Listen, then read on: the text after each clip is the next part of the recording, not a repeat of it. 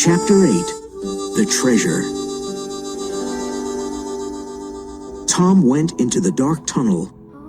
He saw a light and heard a noise. Who is looking for us? He thought. Suddenly, he saw a hand with a candle. Then he saw a man. It was Injun Joe.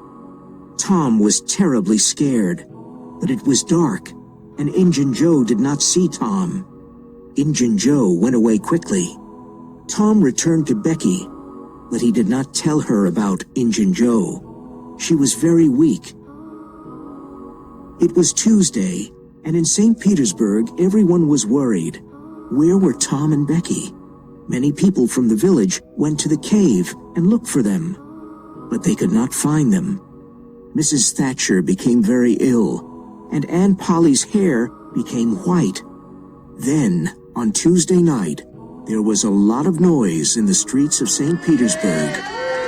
They're here! They're here! Becky and Tom are here! Becky and Tom are here! Cried the people happily. No one went to sleep that night. Everyone listened to Tom's story about his adventure in the cave. We were lost for a long time. We were hungry and scared. Then I remembered the string in my pocket. I used the long string to help me. I went down many tunnels, and I always returned to Becky because I followed the string. Then I found another entrance to the cave. It was very small, and it was near the river.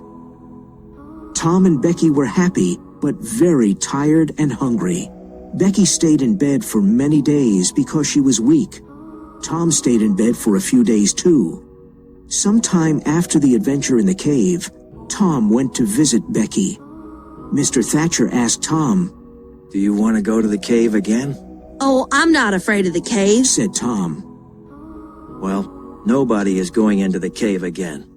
There are big doors in front of the entrance now, and I have the keys, said Mr. Thatcher. What? Tom's face became white. Is something wrong, Tom? Asked Mr. Thatcher. Injun Joe's in the cave, cried Tom. Many men from St. Petersburg went to the cave and opened the big doors. They found Injun Joe on the ground. He was dead. After Injun Joe's funeral, Tom went to see Huck. Now that Injun Joe's dead, we'll never find the money, said Huck sadly. Listen, Huck, said Tom. I know where the money is. Really? Asked Huck with big eyes. The money is in the cave. I saw Injun Joe in the cave. Why was he in the cave? Because he took the money there, said Tom. Say it again, Tom, said Huck. The money's in the cave, and we can take it. But we'll get lost in the cave, said Huck. No, we won't. I've got candles and a long string. Let's go and get a boat, said Tom. They took a small boat and went down the Mississippi River to McDougal's cave. Look, Huck, here's the other entrance, said Tom. It's very small, said Huck. Tom and Huck went into the cave. They were careful and used the long string to help them.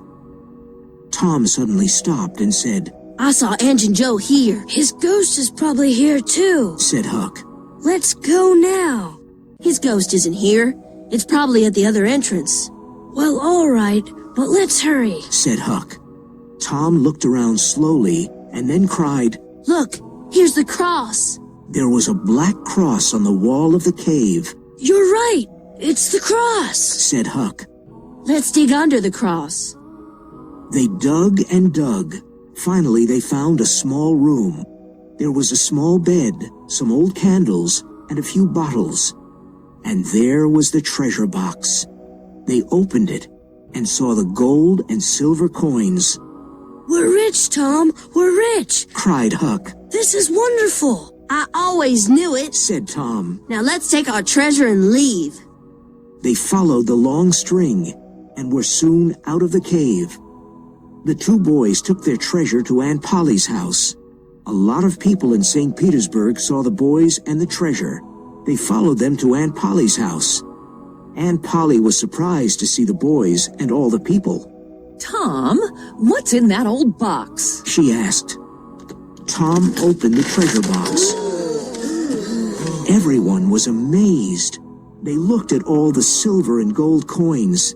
There was $12,000. Tom told his long story about Injun Joe and the treasure. It was a great story, and the people listened with their eyes wide open.